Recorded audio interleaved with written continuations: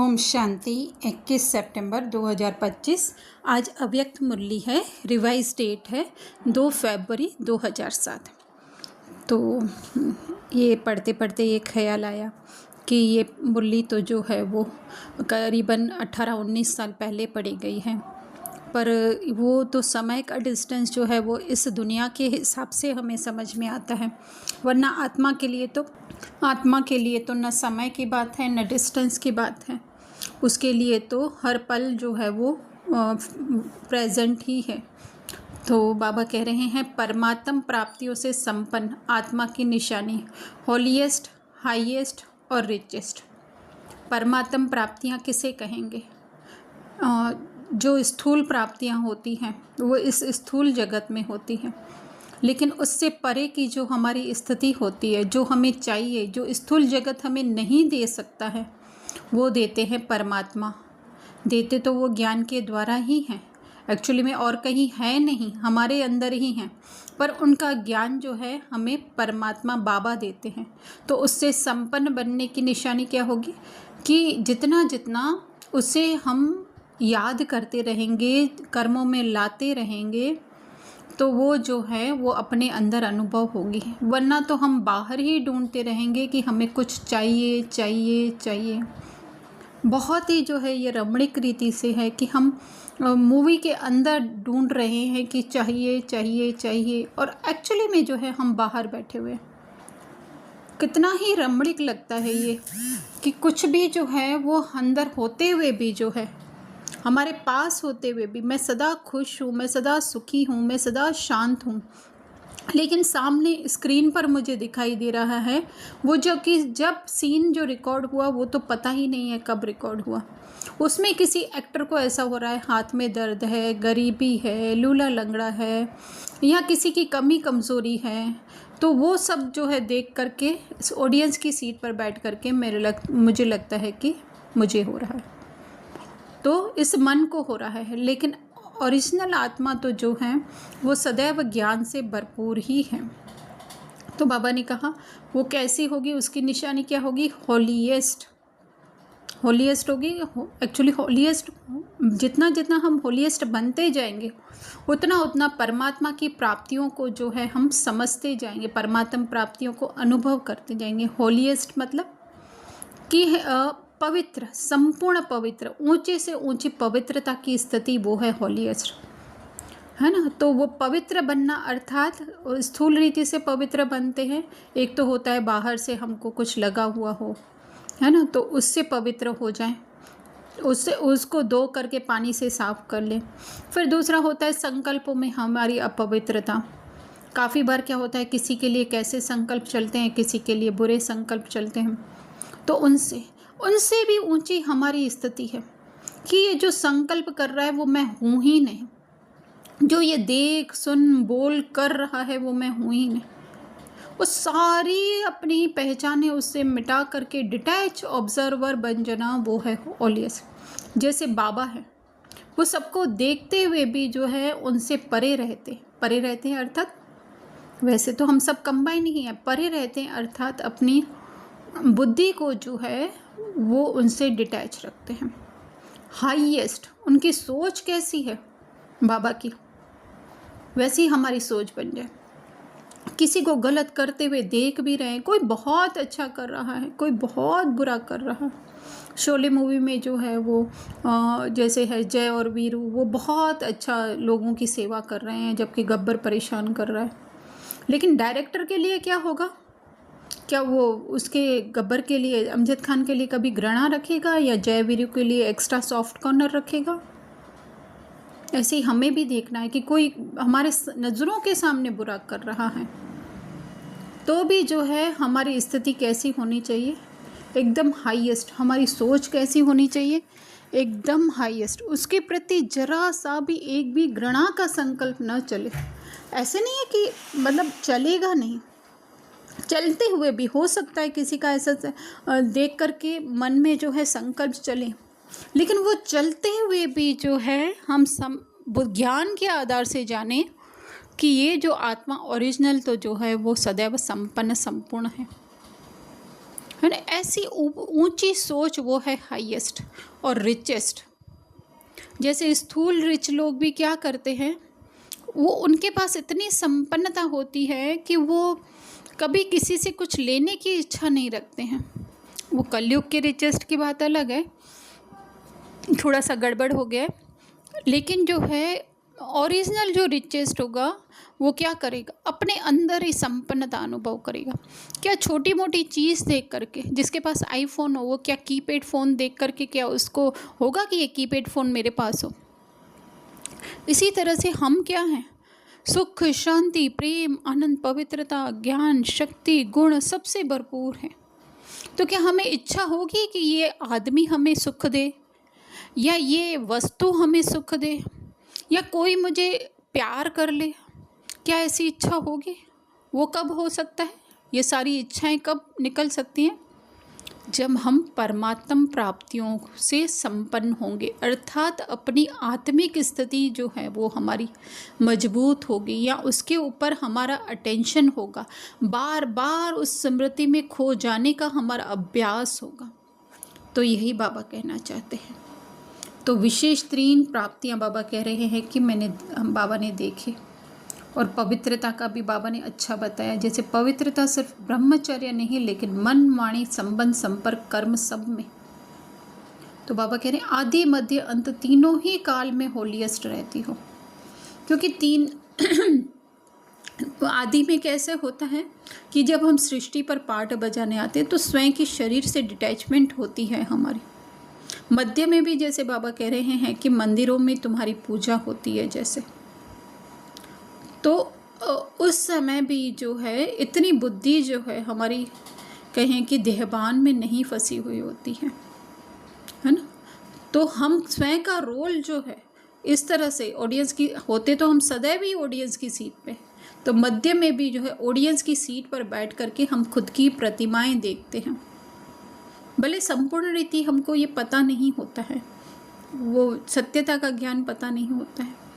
फिर अंत में भी जब ज्ञान मिलता है तो क्या हो जाते हैं हम शरीर से भी डिटैच। तो जिसको बाबा ने कहा कि स्वप्न मात्र भी अपवित्रता मन बुद्धि को टच नहीं करे। तो बाबा कहे सतयुग में तो क्या होता है, स्टार्टिंग होती है हमारी, स्टार्टिंग होती है अर्थात हमारी पूरी जो है डिटॉक्सिनेशन हो जाता है। तो डिटॉक्सिनेशन के बाद क्या हो जाता है, शरीर एकदम फुर्त बन जाता है। तो इसी तरह से सतयुग जो है संगम युग पर डिटॉक्सिनेशन होता है, फिर सतयुग में जो है वो शुरुआत होती है थोड़ा थोड़ा थोड़ा थोड़ा एकदम ग्रेसफुल्ली, एकदम माइन्यूट सा जो है धीरे धीरे धीरे धीरे करके कहीं ना कहीं हम देह में फंसते हैं। होते डिटैच ही हैं लेकिन ज्ञान तो नहीं होता है, देह में फंसते इस तरह से कलयुग के हिसाब से देह में फंसते हैं नहीं, लेकिन वो रोल प्ले करते करते जो है वो फिर भी ऐसा तो रहता है कि ये रोल प्ले कर रहा है। तो बाबा ने कहा मध्य में भी पूज्य आत्माएं बनते हो, मंदिर में सुंदर मंदिर बनाकर विधि पूर्वक पूजा करते हैं। फिर आगे बाबा ने कहा कि रिचेस्ट, जैसे कि कहते हैं रिचेस्ट इन दी वर्ल्ड, तो सारे कल्प में तुम रिचेस्ट हो। जितने गुण ज्ञान शक्तियाँ हमें बाबा देते हैं, हमें अर्थात कि इस रोल को नहीं, ये फिर हम वो उसके ऊपर नीचे के भेदभाव में नहीं आए कि मुझे मिल रहा है और जो ये 8 बिलियन आत्माएं हैं उनको नहीं मिल रहा है, इस रोल को नहीं मिल रहा है ना। तो वो समझें कि इस ड्रामा में पार्ट है हमें इस मन को वापस जो है अपने सत्य स्वरूप में स्थित होने के लिए जो है ज्ञान का जो है वो धन मिल रहा है, तो वो है रिचेस्ट। तो बाबा ने बताया कितने खजाने आपको मिले हैं, शक्तियों का, ज्ञान का, गुणों का, श्रेष्ठ संकल्पों का, वर्तमान समय का, जो अनेक जन्म चलते हैं ना। तो वो इतना हमारे उसमें फिट हो जाता है कॉन्शियसनेस में, क्योंकि ये समय जो है वो इसको वरदान है या कहीं एंड की सीन है, तो ऐसा ड्रामा में फिक्स है। फिर बाबा ने कहा आध्यात्मिक खजानों को प्राप्त करने के लिए सहज योगी, ये सब खजाने प्राप्त करने के लिए सहज योगी अर्थात अपने उस सत्य स्वरूप में स्थित होना है। उसके लिए चाहिए याद, है ना, ज्ञान की भी याद, स्वयं की भी याद, बाबा की भी याद, सब याद चाहिए। तो बाबा ने कहा बेफिक्र बने हो, क्योंकि ये खजाने जो है वो चोर लूट नहीं सकता है, राजा खा नहीं सकता है, पानी डुबो नहीं सकता है, तो बेफिक्र बादशाह हूँ। तो बाबा ने कहा कि जिससे संबंध होता है उसको भूलना मुश्किल होता है, याद करना मुश्किल नहीं होता है। तो जहाँ पे स्नेह होगा तो स्नेही को भूलना मुश्किल हो जाएगा। तो बाबा ने कहा कि ऐसे करके सहज योगी अनुभव करो। फिर बाबा ने कहा कि अविनाशी खजानों को जो जमा करने की विधि बताई बाबा ने, कि बिंदी भी लगाना है ना, बिंदी लगाना अर्थात ज्ञान की कोई पॉइंट लगाना। अगर ज्ञान की कोई पॉइंट याद नहीं आती है तो ड्रामा कहकर बिंदी कर लगा देना। एक्चुअली में बिंदी वो है जहाँ से मेरी शुरुआत हुई है, मेरी अर्थात इस रीना की नहीं, लेकिन जो है इस पूरे इसके मन के अंदर जो आत्मा के अंदर जो ड्रामा चल रहा है ना, उस एकदम बेस में चले जाओ जहाँ से शुरुआत हुई है। शुरुआत कहाँ से हुई है? जहाँ पे कोई संकल्प नहीं, जहाँ पे कोई सेंसेशन, फीलिंग, इमोशन, दृष्टि, वृत्ति, ज्ञान तक नहीं, उस बिंदी में चले जाओ। अगर ज्ञान की पॉइंट याद नहीं आती है सबसे खाली कर लो, आएंगे आएंगे आएंगे, पर बार बार स्वयं को स्वयं की स्मृति दिलानी, इनमें से मैं कुछ भी नहीं हूँ। तो बाबा कह रहे एक मैं आत्मा बिंदी, अगर कुछ याद नहीं आता है तो मैं आत्मा वो खाली हूँ, वो स्पेस हूँ जिसके अंदर जो है ये सब कुछ भरा हुआ है। जैसे एक रूम है वो एकदम खाली है, उसमें सोफ़ा रखा जाएगा, उसमें चेयर रखी जाएगी, उसमें मेज़ रखी जाएगी, वो सारा हटा लो तो क्या बच जाएगा? वो मैं आत्मा। दूसरा बाबा भी बिंदी, बाबा की ज्ञान की पॉइंट याद है। फिर ड्रामा बिंदी, जो कुछ हुआ ड्रामा में वो फुल स्टॉप लगा देना उसके ऊपर। तो फिर बाबा ने आगे कहा कि खुशी होगी, अगर इस तरह से हम बिंदी लगाएंगे तो खुशी हो जाएगी। तो खुशी जैसी बाबा ने कहा फिर आगे कि खुराक नहीं है। फिर बाबा समय की भी सूचना दे रहे हैं कि सबसे श्रेष्ठ समय ये संगम का समय है, श्रेष्ठ कर्मों के बीज बोने का। श्रेष्ठ कर्म कौन से? वही आपको लगेगा कि बार बार हम उसी आत्मिक स्मृति में रह रहे हैं, लेकिन जो है वो श्रेष्ठ कर्म बोए किस में जाएंगे? इस आत्मा में, आत्मिक स्थिति में, खालीपन में, सबसे खाली करते जाना करते जाना करते जाना खुद को। आएंगे विचार, कभी माँ बनकर विचार आएंगे, कभी बेटा बनकर विचार आएंगे, कभी बहू बनकर विचार आएंगे, कभी पत्नी बनकर विचार आएंगे। बार बार स्वयं को स्मृति दिलाना कि इसमें से जो है मैं कुछ भी नहीं हूँ। तो उसके लिए बाबा ने कहा कि निरंतर याद करने के लिए जो है वो विधि है। जब भी मैं बोलते हो तो मैं अकेला नहीं बोलो, मैं आत्मा हूँ। और मेरा शब्द बोलते हो तभी याद लाओ कि मेरा जो है वो बाबा है। तो इस विधि से जो है ना, क्योंकि मैं, हमारी आदत बन चुकी है, जब भी मैं शब्द याद आता है तो ये जो हमारी फिजिकल बॉडी है वो हमें याद आती है, इंक्लूडिंग मी। लेकिन बाबा कह रहे हैं मैं शब्द याद आए तो उस खालीपन में चले जाओ, मेरा कुछ भी नहीं है। अगर कुछ मेरा है तो मेरा बाबा है, मेरी वो सत्य स्वरूप स्मृति है, मेरा वो ज्ञान है। तो बाबा ने कहा कि फिर स्वमान के लिए कहा कि अगर जहाँ पे स्वमान है तो वहाँ पे देह अभिमान नहीं आ सकता है, और जितना स्वमान में स्थित होंगे उतना सम्मान देना स्वतः ही हो जाएगा। क्योंकि जब स्वयं को उस मूल स्थिति में समझेंगे, खालीपन में समझेंगे, ऊपर की जो भी रोल मिला हुआ है वह बनावटी है, झूठ है, तो दूसरों का भी तो ऐसे ही है। तो जितनी स्व की स्मृति रहेगी उतनी औरों की भी, कि और भी जो है वो मेरे समान ही है। मेरे समान क्या है? हम दोनों में कुछ फ़र्क ही नहीं है। वो है मैं हूँ वो है, कुछ फ़र्क नहीं है। फिर बाबा आगे कह रहे हैं कि कुछ भी हो जाए लेकिन सारे दिन में जो है वो खुशी नहीं गवाओ।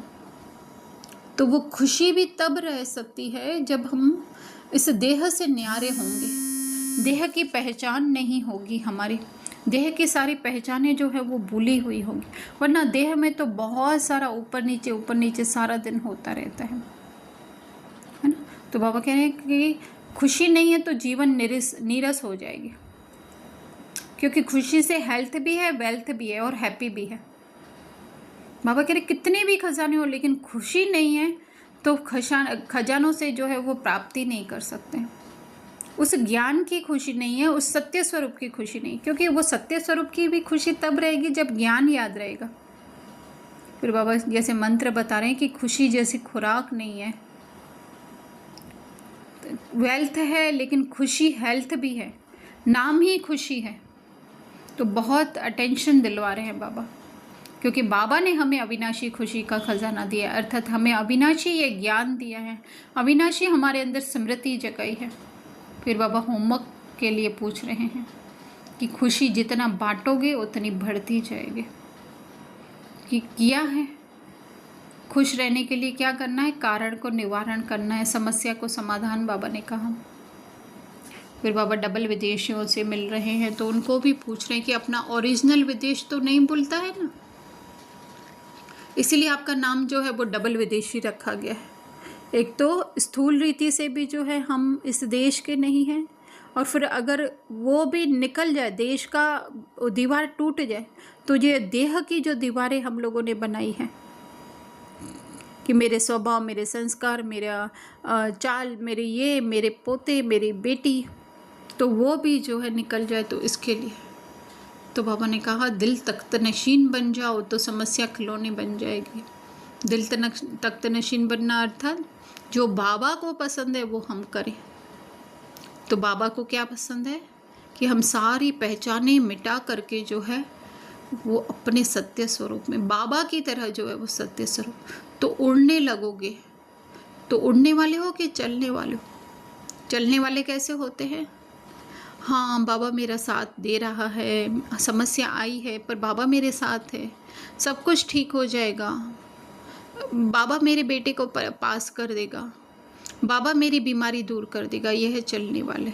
उड़ने वाले अर्थात न ये बेटा मेरा है, न ये शरीर मेरा है, न तकलीफ़ मेरी है, न धन मेरा है, न धन में जो तकलीफ़ आई है वो मेरी है, वो है उड़ने वाले। बाबा ने कहा कभी कभी उड़ना छोड़ते हैं क्या? चल रहे हैं लेकिन नहीं, हाँ बाबा हम बहुत अच्छे चल रहे हैं। बाबा कह रहे नहीं, हिम्मत, उमंग, उत्साह के पंख जो है वो लगाओ।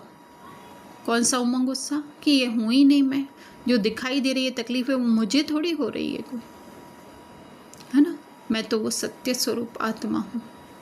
तो इस तरह से फिर पहली बार आने वालों को जो है बाबा ने हाथ उठाए। फिर बार बार वही जो हर बार बाबा ड्रिल के लिए कह रहे हैं कि ड्रिल करनी है, एक बाप दूसरा न कोई।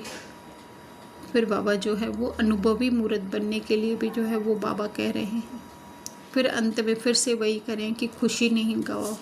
सबसे पहले अमृत वेले जो है वो खुशी की